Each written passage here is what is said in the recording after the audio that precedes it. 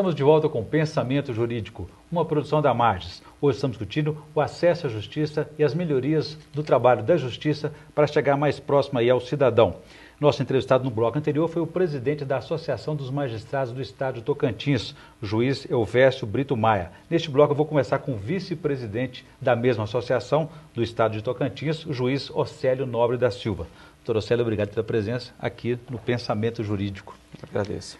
Bom, eu adiantei no bloco anterior que gostaria de discutir um pouco sobre a questão da gestão, que é um grande desafio também no judiciário. Os magistrados são treinados para julgar os processos, né? Discutem o direito, a legislação nas faculdades de direito, depois no concurso, mas não tem uma preparação para a gestão. Como é que é esse desafio na vida do magistrado depois que ele se vê na condição de ter que gerenciar uma comarca distante, às vezes depois gerenciar um fórum grande, médio e o tribunal? Na verdade, a vida do magistrado é gerenciar problemas, é gerenciar conflito. O juiz é um grande gerente de conflitos alheios e não escapa a ele gerir os próprios problemas, os problemas da própria instituição, como é o problema orçamentário, é o problema de gestão de pessoal, é o problema de infraestrutura física, é o problema de segurança, é o problema do aumento da demanda processual. Cada vez, quanto mais consciência a população tem de seus direitos, mais aumenta o número de processos, e o judiciário nem sempre está preparado para oferecer uma mão de obra para atender essas novas demandas. Então, o juiz, ele passa num concurso e já recebe uma comarca com todos aqueles problemas, e geralmente ele não passa por um período de preparação.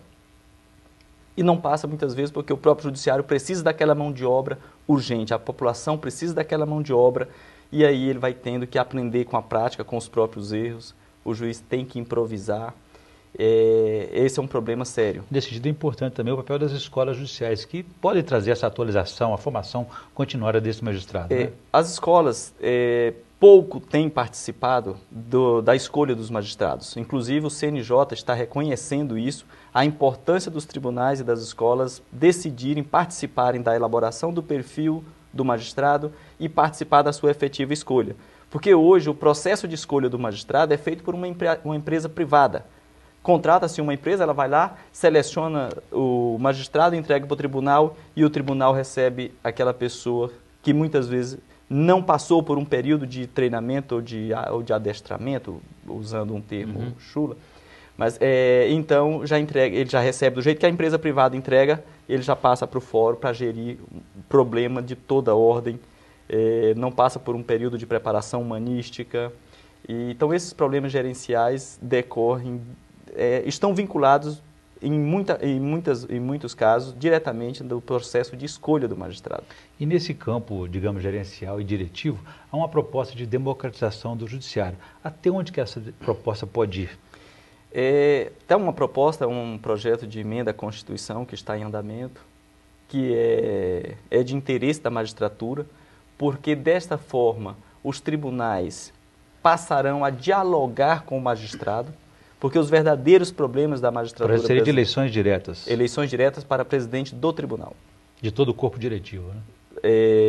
Isso só envolveria os desembargadores, então os juízes... Apenas seriam eleitores, eles seriam eleitores, os juízes não seriam candidatos, mas seriam eleitores. Mas o grande mérito deste processo é de proporcionar um processo de diálogo da gestão do tribunal com o juiz, que tem problemas para gerir também na comarca. E muitas vezes há uma desconexão. Ele age desconectado a comarca do tribunal. E o presidente, que não elaborou um projeto de governo junto com o seu eleitorado, que seriam os magistrados, então o presidente nem sempre estabelece essa conexão, então cria essa desarmonia, às vezes até desacertos, desencontros dentro da magistratura. E esse processo de democratização, que é fazer o magistrado participar através da eleição, da direção do próprio tribunal, da definição de metas, da definição da definição de prioridade, da gestão do orçamento, de saber aonde serão aplicados os recursos, que são poucos. Então, esse processo de democratização, ele tem esse mérito de trazer o magistrado para a gestão do tribunal. Eu já ouvi críticas, resistência a essa proposta de gente que vê nisso um excesso de politização do magistrado. Como é que o senhor avalia isso? Ou o magistrado já é muito politizado? A politização talvez seja uma consequência inevitável. Mas tudo que é novo nas instituições tendem a provocar resistência. Então, historicamente, isso foi impensável. Durante muitos anos, a eleição direta para presidente do Tribunal de Justiça era uma coisa impensável. Hoje já se discute, provoca resistência. Amanhã, provavelmente, nós já pensaríamos em fazer o mesmo para o STJ, talvez para os órgãos superiores, né? Por que não? Se é democratizar, acredito que em todas as instituições nós precisamos democratizar. O que é curioso é que o juiz estadual que é responsável pelas eleições diretas para presidente da República e não tem a capacidade de ele próprio votar para escolher o seu presidente. Você falou uma coisa muito importante, que o juiz estadual ele está presente na esmagadora maioria dos conflitos do país. Ele que julga todas as questões de famílias, questões cíveis, questões que envolvem bancos, questões criminais, em quase tudo na vida. E esse juiz, ele é relegado institucionalmente a um plano inferior. Tanto que no Conselho Nacional de Justiça nós temos 2 magistrados, 2 juízes que representam essa categoria de juiz que cuida de quase todos os problemas. No colegiado de 15, né? No colegiado de 15. Eu volto a esse assunto, doutor Alcélio. Gostaria agora que a gente fizesse um pequeno intervalozinho, interrupção, para que o senhor pudesse fazer a indicação de leitura para os nossos telespectadores no quadro Pensamento Literário. Por favor.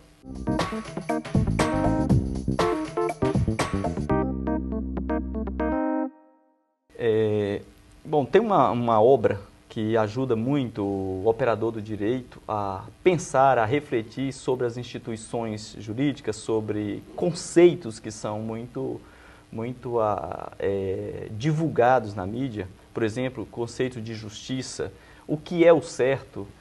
Nós tomamos inúmeras decisões influenciadas tão somente por discursos, por retórica, e muitas vezes não compreendemos ou não absorvemos a essência do que está em jogo, como foi, por exemplo, a questão do aborto de anencéfalo. Nós temos aí a legitimação de algumas decisões do próprio Poder Judiciário, de algumas decisões políticas. Nós estamos aí num processo em que se discute se é certo ou errado mandar prender acusados de crimes de corrupção. Nós temos aí dezenas de assuntos que diuturnamente vêm à mesa do brasileiro, mas que nós, às vezes, ignoramos a essência de tudo aquilo. E tem uma obra que ela traz muito recurso, muita ferramenta que ajuda o leitor a pensar sobre tudo isso, que é a obra de Justiça, é o nome da obra, Justiça, o que é fazer a coisa certa.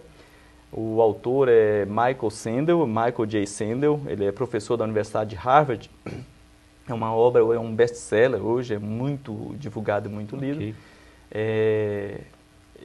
Então essa é uma obra que vale a pena. Ela não é uma obra jurídica, mas ela tem conteúdo de vida, filosofia, sociologia, direito. Muito interessante, boa indicação. Doutor Alcélio, só para a gente encerrar, nós estamos na reta final do programa, tem mais um minutinho. Eu gostaria que o senhor comentasse outra situação que desafia o judiciário.